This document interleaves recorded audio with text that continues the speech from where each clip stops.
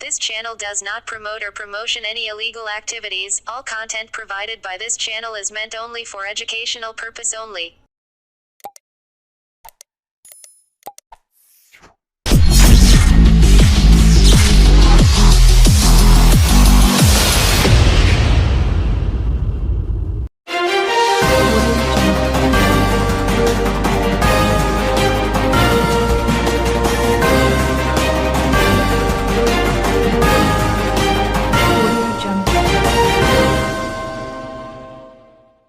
সাতাত্তরতম স্বাধীনতা দিবস প্রাক্কালে হুগলি পিপুলপাতি মোড়ে ভারত মাতা পূজা কমিটির উদ্যোগে ভারত মাতার পূজার প্রদীপ প্রজ্বলনের মধ্যে দিয়ে পূজা উদ্বোধন করলেন বিজেপির কেন্দ্রীয় নেতা দিলীপ ঘোষ।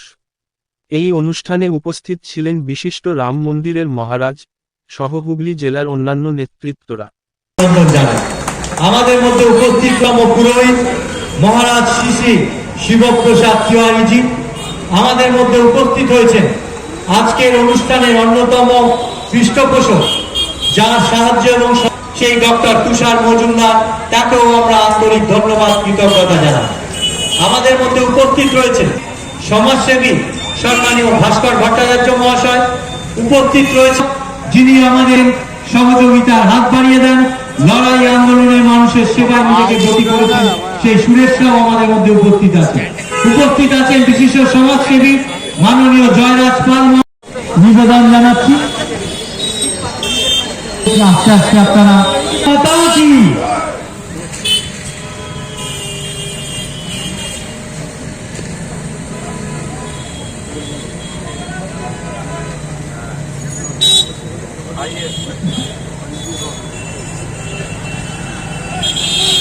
আমরা আন্তরিকভাবে কৃতজ্ঞতা, ধন্যবাদ এবং প্রণাম জানাই মাননীয় দিলীপ ঘোষ মহাশয়কে, শ্রী শ্রী শিবপ্রসাদ তিওয়ারি মহাশয়কে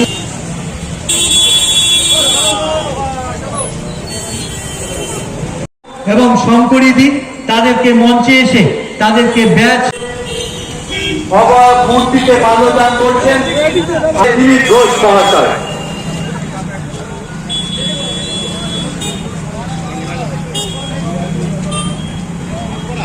भारत माता की, स्वामी जी की, स्वामी विवेकानंद की, वंदे मातरम। আমাদের মধ্যে যাদেরকে অনুরোধ, আপনারা দয়া করে আসনগুলোতে একটু বসে আমাদের অনুষ্ঠান উপস্থিত সকল ব্যক্তিদের কাছে আমাদের অনুরোধ, আপনারা অনুষ্ঠান স্থলের যে আসন রয়েছে সেখানে বসে অনুষ্ঠানটিকে সর্বাঙ্গ সুন্দর করে তুলুন। আজকে আমাদের প্রধান অতিথি এবং উদ্বোধক মাননীয় দিলীপ ঘোষ মহাশয়কে পুষ্পস্তবক দিয়ে সম্মান। আমরা আজকে এই মহতি অনুষ্ঠানে সম্মানীয় দিলীপ ঘোষকে পেয়ে আমরা আনন্দিত এবং উৎফুল্লিত। আমাদের এই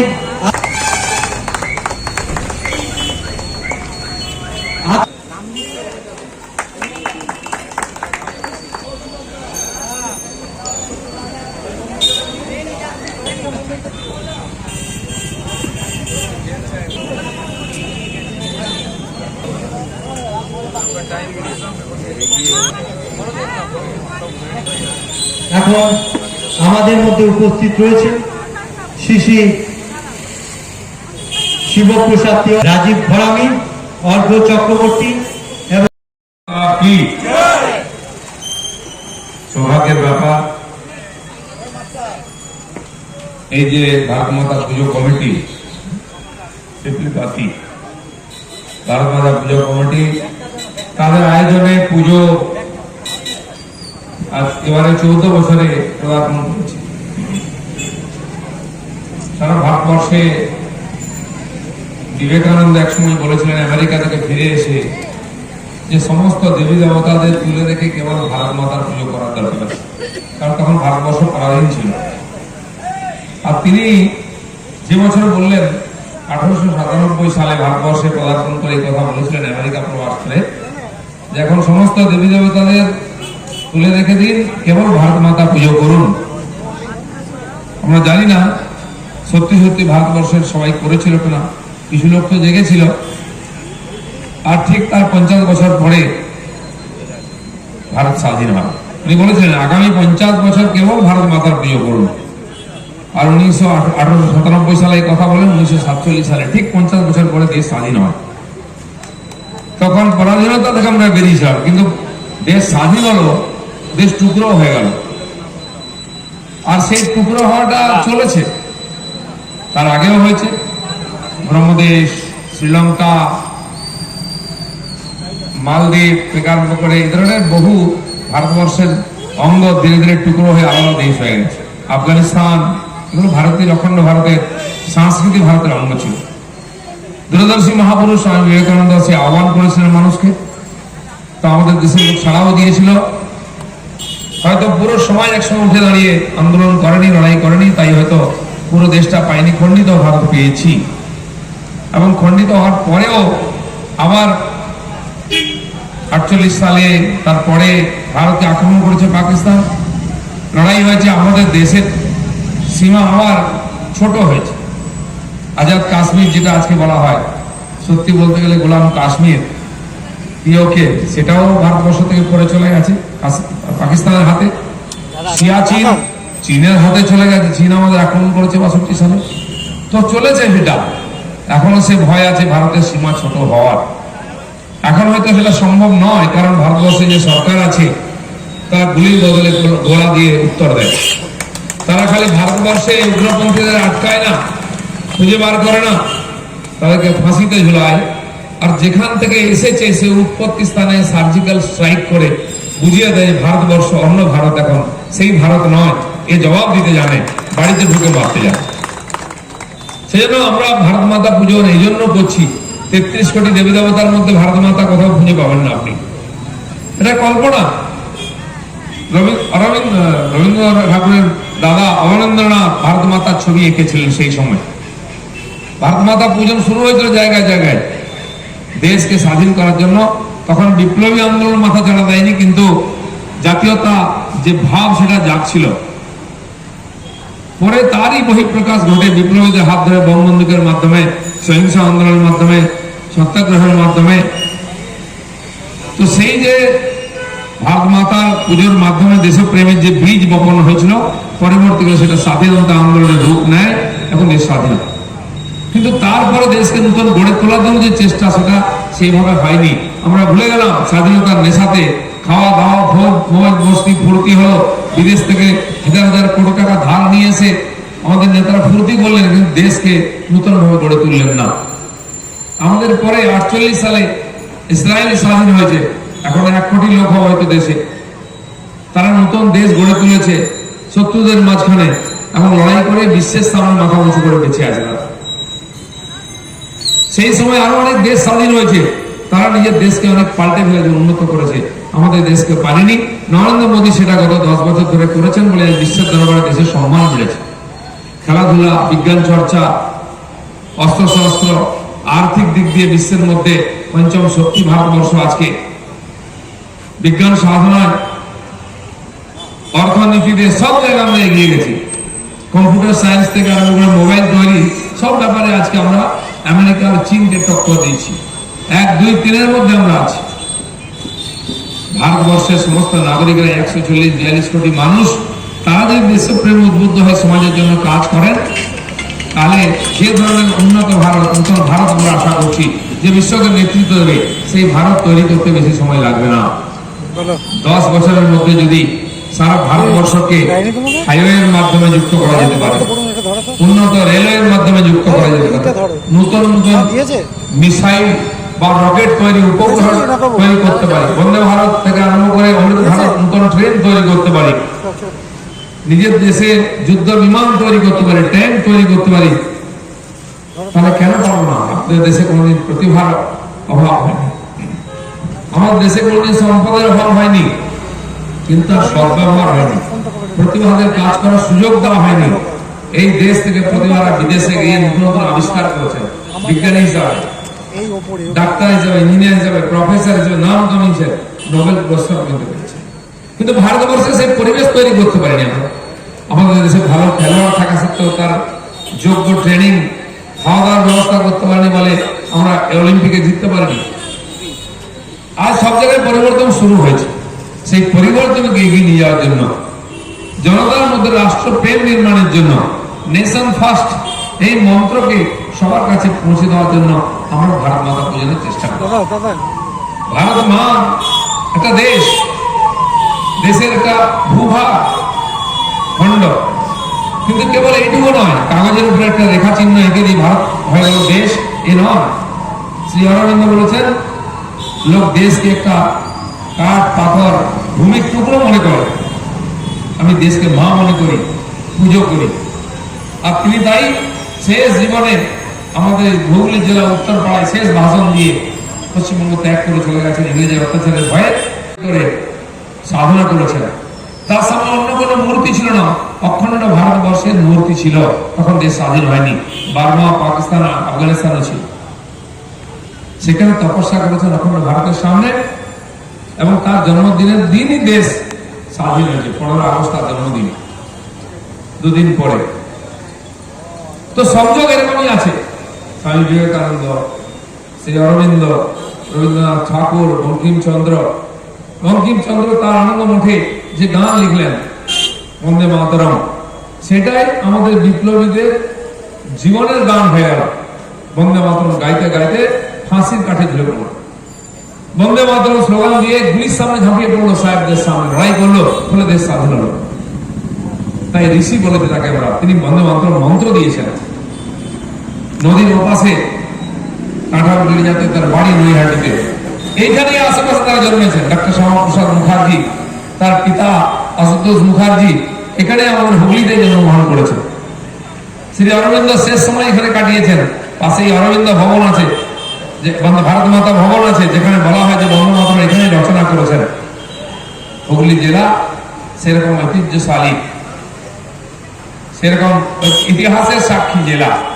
আমার মনে হয় এখানে যারা এই পুজোর আয়োজন করেছেন তারা সেই পরম্পরাকে এগিয়ে নিয়ে যাচ্ছেন, তাদেরকে আমি অভিনন্দন জানাই। আর এই পবিত্র অনুষ্ঠানে, মহান অনুষ্ঠানে আমাদের ডেকেছেন, সম্মানিত করেছেন, বলার সুযোগ দিয়েছেন বলে বিশেষভাবে ধন্যবাদ আর কৃতজ্ঞতা জানাই। আমি আশা করব আগামী দিনে এই পুজো উৎসবের রূপ নেবে, আরো জোরদার চলবে, ভালো করে চলবে। কারণ দেশের কোণে কোণে যাচ্ছে দেশ, জাতীয়তাবোধ যাচ্ছে।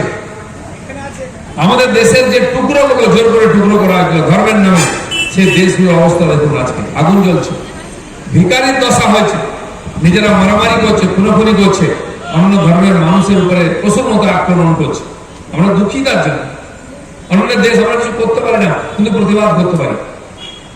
যে বাংলাদেশি হিন্দু, বাঙালি হিন্দুর পূর্বপুরুষরা এই দেশের স্বাধীনতার জন্য প্রাণ দিয়েছে, স্বাধীনতা আন্দোলন করছে, বাড়ি ছাড়া হয়েছে, একবার নয় দুবার।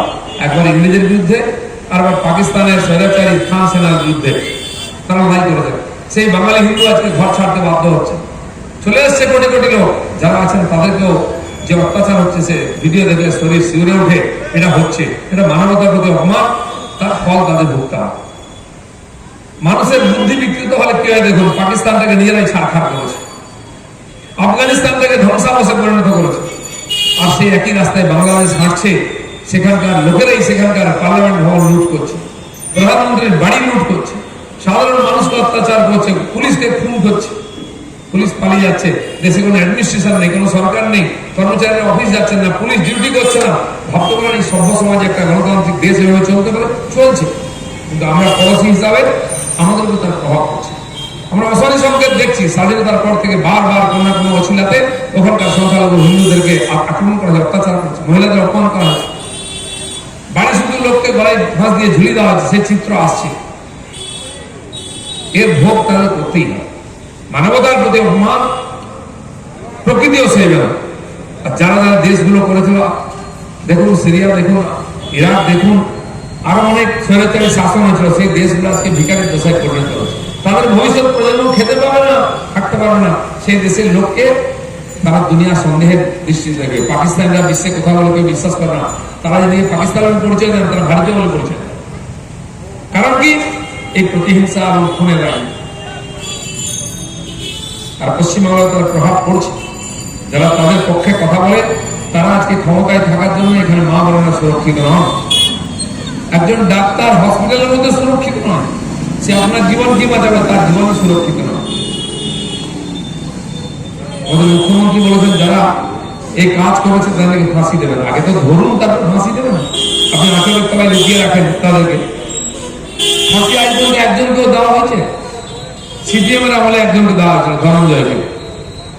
সে তর্ক বিতর্ক যাই হোক, কমপক্ষে আমাদের আইন ব্যবস্থা ঠিক আছে এটা আমরা দেখেছিলাম, তাকে নিয়ে প্রশ্ন আছে, কিন্তু সে জঘন্য কাজ করেছিল তাকে ফাঁসি দেওয়া হয়েছে।